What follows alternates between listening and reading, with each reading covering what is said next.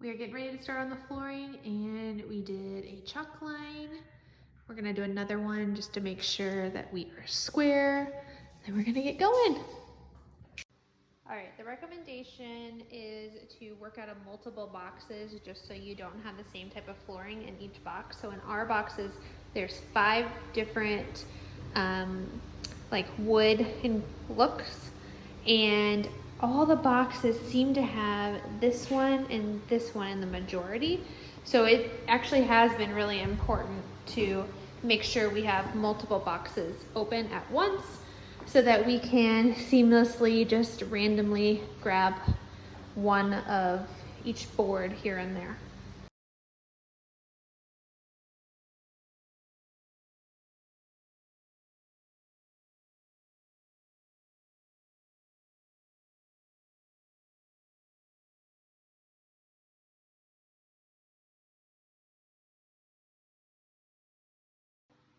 Okay, we are currently 4 hours in, and it's going pretty well.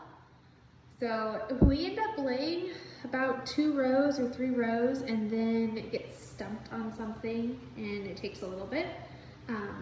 But so far so good, and I feel like we finally got past the hurdle of not knowing exactly what to do. So the rest of it, to this wall right here, I think we can probably finish that in about an hour and a half. We'll see.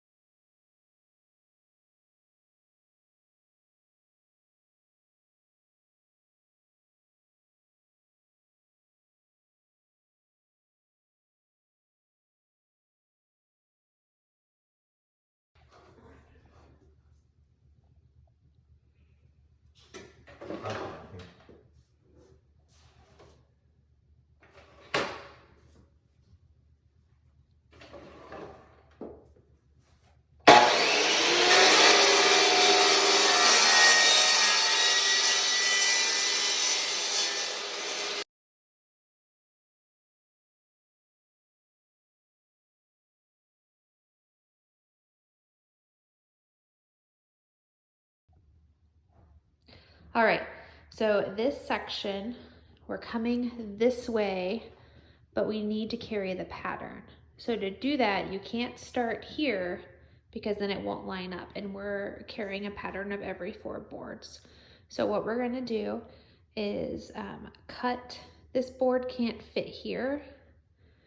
It needs to be like trimmed right here so it can sit against this wall.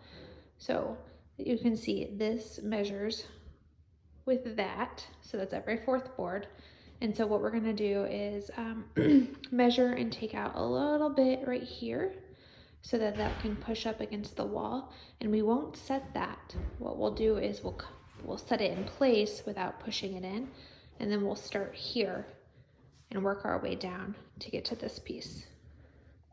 It's a lot easier if you just always give yourself a little extra gap against walls, especially where you've got a corner like this or something tricky. So I marked here, and I'm actually going to go a little bit wider than that and just make this a square mark across. And then I'll do that 5 7/8 down here as well. So I've got 2 points and can draw a straight line along the board here.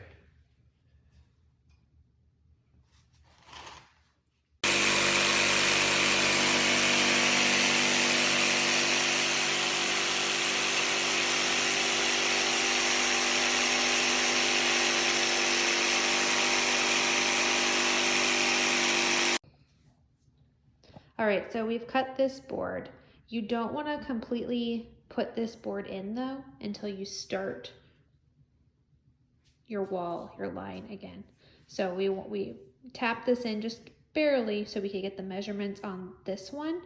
We'll put that one in first, and then we'll connect these, and then we'll connect this to here, and that continues our line.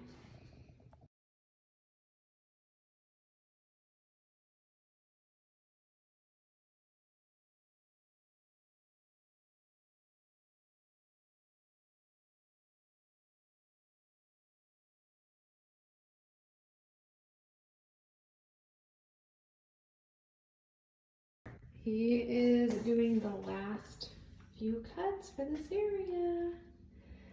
I do all the easy cuts and lay super fast, and then when it's hard cuts. Why are you going so slow? Speed it up. Anything that you have to measure extremely accurately or have a steady hand, he does. But for these, what he's doing is measuring, and we don't have a table saw, so he's using a jigsaw and ripping them that way. And as you can see it. Skill saw, hand saw. Oh, you're using, I thought you were using a jigsaw. When I rip them, I'm gonna use that skill saw. The jigsaw is too slow. Well, I'm definitely not using the skill saw. I hate that saw, but. And I thought we were suckered into that tool right there, that pull bar, but we definitely needed it. That was like a $10 item at Home Depot. And for the last boards that go in against the wall, there's no other way to get them in. So I tried to convince him we could just use a regular pull bar, but if you can see, it comes up on one end and then down on the other. So